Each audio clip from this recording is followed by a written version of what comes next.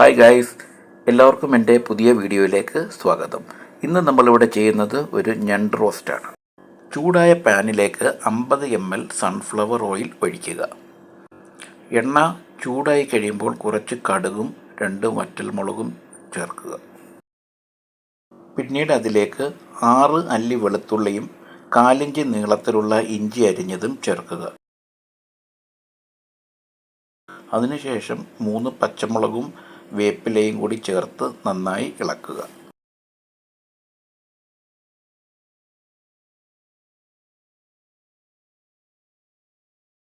ഇനി ഇതിലേക്ക് 3 സവോള അരിഞ്ഞത് കൂടി ചേർത്ത് നന്നായി വഴറ്റുക. സവോള ഒരു ലൈറ്റ് ബ്രൗൺ ആയി കഴിയുമ്പോൾ ഒരു തക്കാളി ചെറുതായി അരിഞ്ഞതും കൂടി ചേർത്ത് വഴറ്റുക.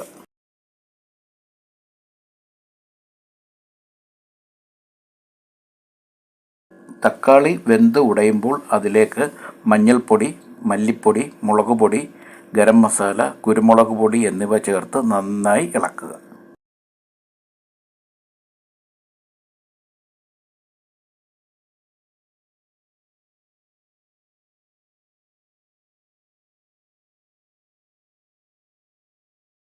പൊടികളുടെ പച്ചമണം മാറിക്കഴിയുമ്പോൾ അതിലേക്ക് 1 കപ്പ് വെള്ളവും ഉപ്പും ചേർത്ത് നന്നായി ഇളക്കുക.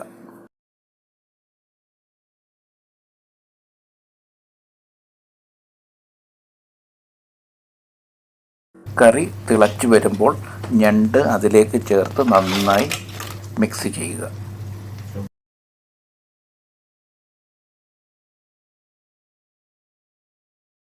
ഇനി ഇത് അടച്ചു വെച്ച് 12 മിനിറ്റോളം വേവിക്കുക.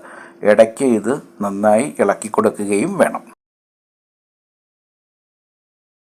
ഞണ്ട് റോസ്റ്റ് ഇവിടെ തയ്യാറായിട്ടുണ്ട്. ചോറിൻ്റെ കൂടെയും ചപ്പാത്തിയുടെ കൂടെയും കഴിക്കാൻ നല്ല കോമ്പിനേഷൻ ഡിഷാണ്.